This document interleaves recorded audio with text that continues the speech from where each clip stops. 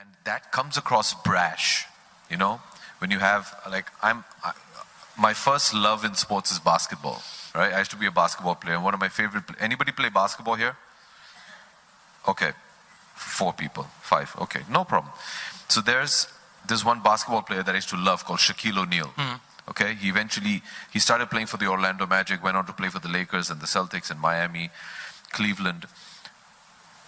And he was this monster of a basketball player. Even I followed him from when he was in college, and he was just the next big thing. And goes down till date as one of the greatest basketball players ever. And as growing up as kids, you idolized him. And the first time I saw an interview I was like, oh my God, this guy's really arrogant. Because his first statement was, I'm the greatest. At that point, I'm like, no, that's not cool, man. Just be humble, you know.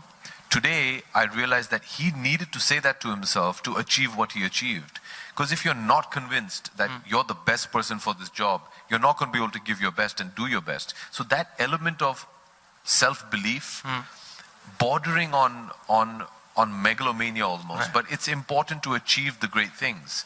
You know, I don't think any of, the great leaders of past, somewhere in their mind felt that, no, I'm happy over here. I mean, you want to go out there and conquer, When Alexander came and conquered half the world, is because he believed he was destined to do so, and that he could do so. So that confidence is very important. It's just that shift from, you can't be arrogant about it, but you have to have that belief. That's very important. So those kind of things really taught me a lot from sport, and it did help me a lot to just channelize what I needed to do. But, yeah. Right. So is that the version 2.0 we're talking about? Part of it, yeah. Right. Part of it. I can't wait to do Houseful 5 though. No, it's just really pissing you off. No, it's not. Yeah. No, it's not. I'm going to convert you. You know what? I actually liked Houseful 3. But there you go. I'm saying, it's a different kind of cinema. It's a different kind of film, yes. Yeah, see, we're not promising you, Godard or anything like that. Absolutely. But come there, be entertained, laugh for 3 hours, go away. And, in our life and times today, which are so demanding and tough, those 3 hours of just going out there and just having unabashed fun I think is good. Right. Now, I'm going to go back to the director's part, Abhishek, because right before this, we had a session with Rohit Shetty. Yeah. And, one of the things that he mentioned is that, like, for instance, in the case of how Singham got made, Singham got written at 12 o'clock, or got narrated at 12 o'clock to Ajay, finished at 2:30 a.m., and 7 he was on the set and he was doing it, because that's the level of confidence he reposed on his director. And he says that's the only way you survive for that long. That's how, say he's only worked with Shah Rukh Khan outside of, so far for the movies that are released, and with you, of course. Yes, very much, 2 films. So does the actor-director combination then become a very, very important element for an actor's career? Absolutely. But I think that's so in any field. I mean, even in your field, your relationship with your editor is of paramount importance, because the editor has to have a vision for what they want for the newspaper. They need to try to convey that to you, but they also need to be able to balance off what you as a journalist can provide, and they don't want to compromise your vision because there's a unique perspective. So a relationship you might have with your publisher or your editor is similar to an actor and their director, and it's a collaborative exercise, right? Filmmaking. So obviously you've traditionally seen wonderful actor-director combinations survive for a long time. And I think that's very important. I mean, not just actor-director, even actresses and their directors have had some wonderful collaborations.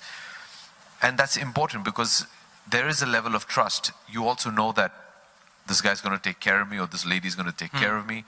I understand their vision. I know what they're talking about. They don't need to spend extra time to get out the performance that they need, because I know instinctively what they want.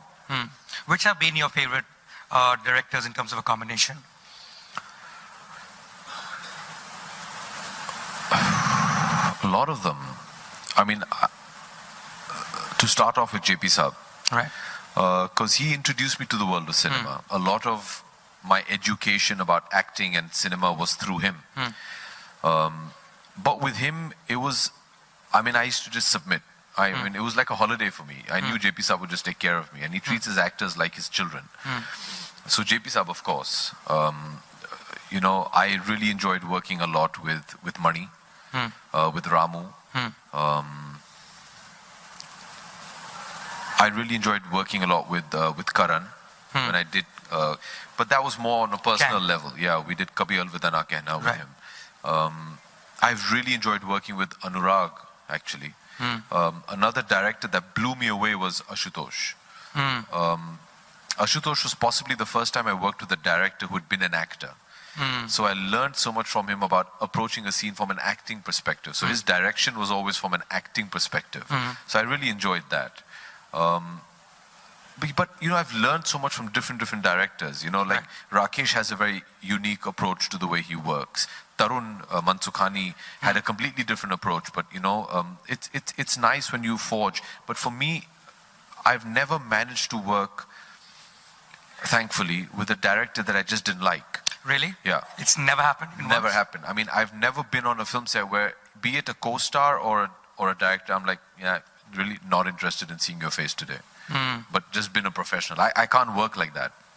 For me, it's very important that everybody's a buddy on set. Does it really help to belong to the film industry then? For something like that? For instance, there's this episode I was reading about when you were shooting for Kabhi Alvida Na Kehna. And it's an emotional scene. And you were supposed to tell Rani's character that your father is no more. Yep. And you had a picture of your father that you were supposed to look at, and then you told her, and you just broke down. And then Karan Johar broke down, and then Ayan Mukherjee broke down, and then Aarti Shetty broke down. The whole set was crying.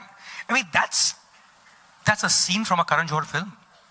I mean, that kind of bonding, I don't think we'll ever get in my job, no way.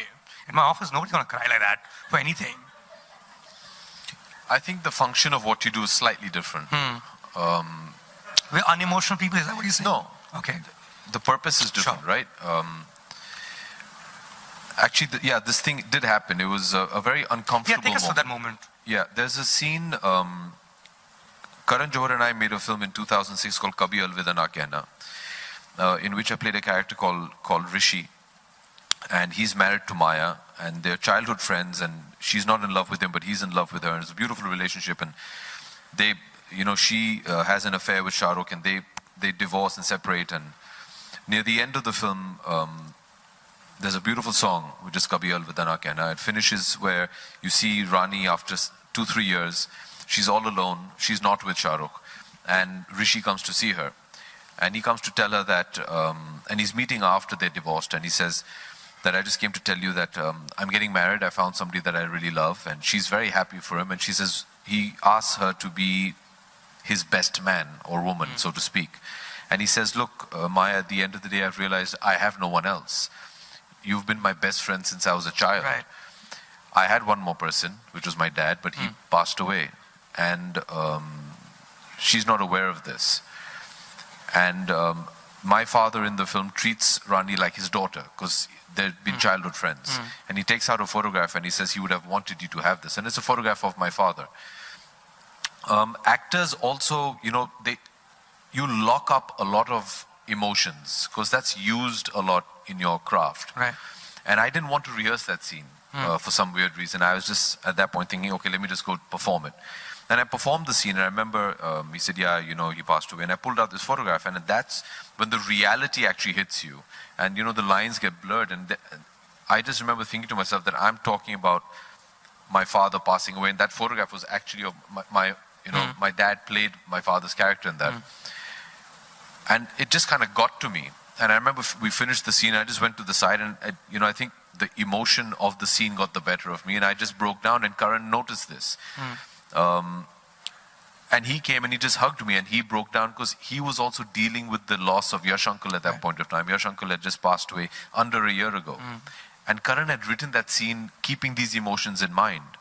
Everybody on that set, from Anil Mehta, the DOP, to Ayan Mukherjee, who was an assistant on the film, Aarti everybody knew the emotion of the scene. I think everybody had their own interpretation of that scene. So it just, that happens. That's happened once or twice with me. Oh yeah? It's happened again? It happened, yeah. It happened in Manmarji as well. Really? Yeah. What was that? So it's not an industry thing. I mean, Anurag is not somebody who's born. He's born in Banaras. Right. So it's just when you're on a film set, there is a bond. A bond between an actor and a director is sacred. Because in a sense, an actor tells the director, look, here's my soul, please take care of it because I'm very fragile. That's why when we talked about collaborations, they go a long way because there's that implicit faith. You're literally putting your life in somebody's hands. In a Rohit Shetty film, you truly are putting your life in somebody's hands. You know, so it's that. It's, you know, actors somewhere are very fragile beings, and they tell the director, look, here it is.